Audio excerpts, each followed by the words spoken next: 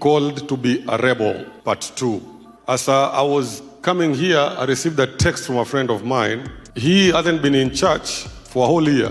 And he said that nobody in his church noticed that he was gone. Nobody has followed up on him. And so that touched my heart. And as a church, we can do better.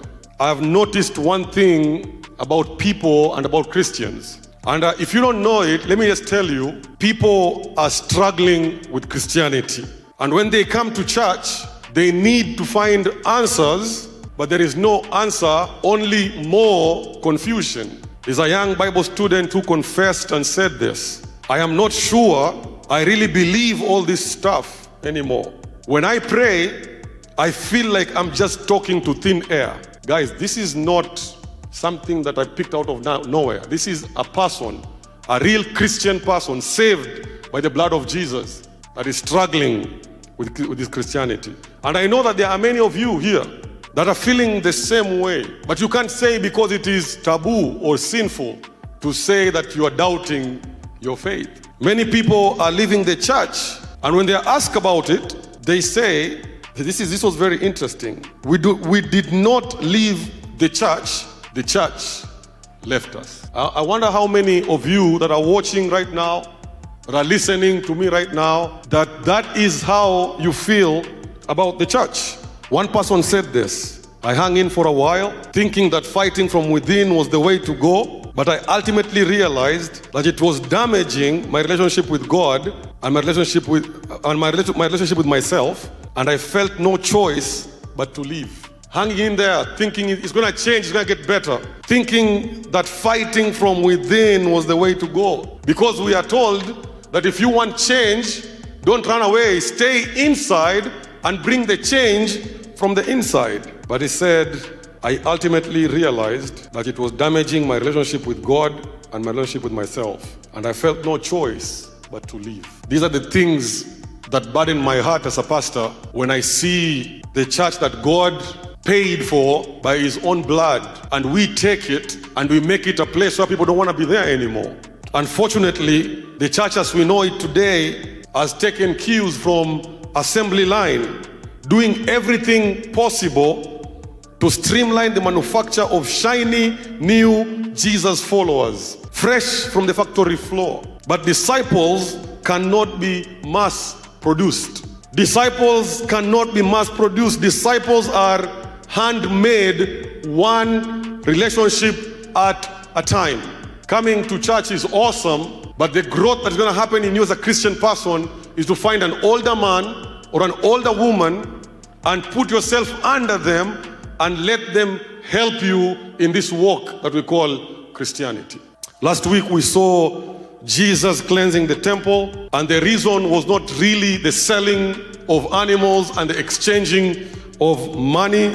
Even though that was bad, that was not the reason that made Jesus so angry to a point where he turned the tables and kicked people out of the temple. It was the location with which they were doing that business. Now, if you look at John chapter 2, we saw it last week, and verse 15, it said that Jesus found them in the temple courts selling and exchanging money.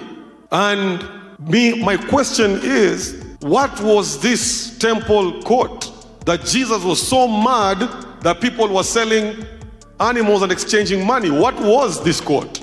You know, David, in one of his psalms, and we sang it this morning, better is one day in your courts than 1,000 elsewhere.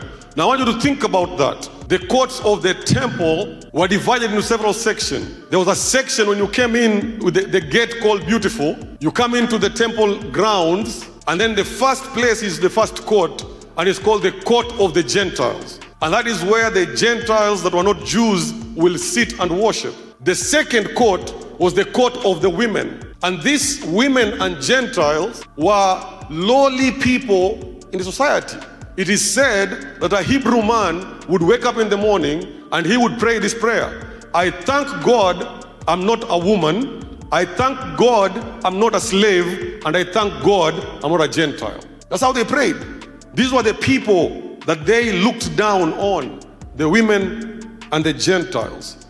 And when you enter the court of God, you have the Gentiles' court, then the women's court, and then what they call the court of Israel, where the Jewish men would go, and then you get to the next point, which is where the priest was sacrificing the offerings, and then the last point of that temple was the Holy of Holies.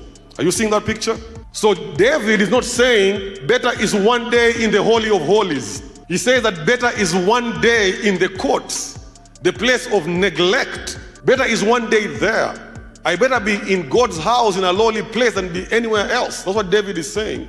So Jesus comes into this temple, and there's a large business going on, and these lowly people of the society have just come to God in the temple. They want to worship.